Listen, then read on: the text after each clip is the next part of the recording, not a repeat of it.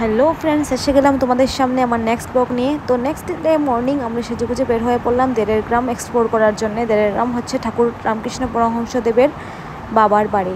ওইখান থেকেই ওরা পরে শিফট হয়ে কামারপুকুর গেছিলেন। তো ওইখানে সাইট সিন করলাম আমরা। এটা হচ্ছে রামকৃষ্ণ পরমহংসদেবের বাবার বাড়ি, ওইখানে উনি থাকতেন। এটা হচ্ছে মন্দিরের সামনের দিকটা, আর এটা হচ্ছে ভিতর, মন্দিরের ভেতর। উনি হচ্ছেন ঠাকুর রামকৃষ্ণের বাবা। আর এই হচ্ছে সেই বাড়িটা যেখানে ওনার বাবা থাকতেন। তারপর এখান থেকে আমরা এসে গেলাম কামারপুকুরে লাঞ্চ করার জন্য। এই যে আমরা ডাইনিং রুমে এসে লাঞ্চ সেরে আমরা চলে গেলাম রুমে রেস্ট করার জন্য।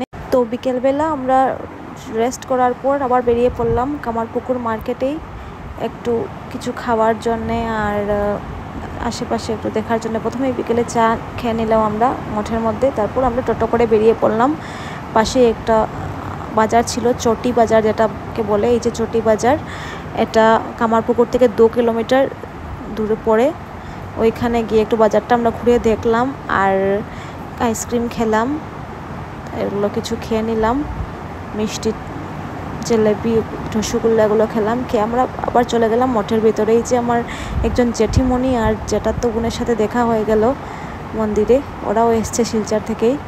ওদেরকে পেয়ে আমরা অনেক খুশি। আমরা একসাথে গেলাম ডিনার করতে। ডিনার করার পর আমরা নিজেদের রুমে গিয়ে রেস্ট করলাম। দেখা হচ্ছে তোমাদের সাথে নেক্সট ব্লগে। Tata, bye bye.